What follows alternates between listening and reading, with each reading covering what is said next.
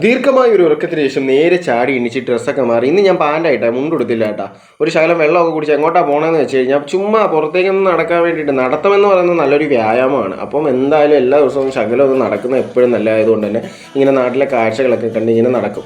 അപ്പോൾ താണ്ടിരിക്കുന്ന രമേശും സുമേഷൻ കുമാറും ഒക്കെ അങ്ങനെ സോയാബീൻസും വാങ്ങിച്ച് നേരെ വീണ്ടും നമ്മൾ നമ്മുടെ മഠത്തിലേക്ക് നടന്നുകൊണ്ടിരിക്കുകയാണ്. ഇന്നെന്താണെന്ന് അറിയത്തില്ല, രാവിലെ നല്ല വെയിലായതുകൊണ്ട് തന്നെ മുഖമൊക്കെ നല്ല വെട്ടി തിളന്നിട്ടുണ്ട്. വൈകിട്ടതൊരു കൂർക്കമ്പലി ഉറക്കവും കഴിഞ്ഞ് നേരെ പുറത്തേക്ക് ഇണ്ടിച്ച് 2 കോട്ട് വൈകിട്ട് പുറത്തേക്ക് ഇങ്ങനെ വിദൂരതകളിലേക്ക് നോക്കി കുറച്ച് നേരം ഇരിക്കും. കുറച്ച് നേരത്തേക്ക് ഇരുന്ന് കഴിഞ്ഞാൽ നേരെ വീണ്ടും അമ്പലത്തിലേക്ക് പോകേണ്ടതുകൊണ്ട് നേരെ കുളിക്കുക, നമ്മുടെ ക്രീമും വാരി എല്ലാം തേച്ച് കോസ്റ്റ്യൂമും മാറ്റി നേരെ അമ്പലത്തിലേക്ക് വിടും. അമ്പലത്തിൽ നിന്ന് ഇവിടെ നട തുറന്ന് പറ്റുള്ള ഉപദേവന്മാരുടെ നടയും തുറന്ന് ഒരു ശകലം പാലും വെള്ളം ഇത് ദിവസത്തെ പരിപാടി ആയതുകൊണ്ട് തന്നെ ഊതിയാറ്റി കുടിച്ച് കഴിഞ്ഞാൽ നേരെ നമ്മുടെ ഇനി അടുത്ത പരിപാടി എന്താണ്, ഒന്ന് പുറം ചുറ്റണം. അതായത് അമ്പലത്തിൽ എന്തെങ്കിലുമൊക്കെ കാര്യങ്ങളൊക്കെ നോക്കണമല്ലോ, എവിടെയൊക്കെ വിളക്ക് കത്തിച്ചിട്ടുണ്ടോ അണഞ്ഞിട്ടുണ്ടോ എന്നൊക്കെ നോക്കണം. ഇന്ന് എന്താണെന്ന് അറിയില്ല, ആകാശം വൈകിട്ട് നല്ല ശാന്തമായിരുന്നു കേട്ടോ.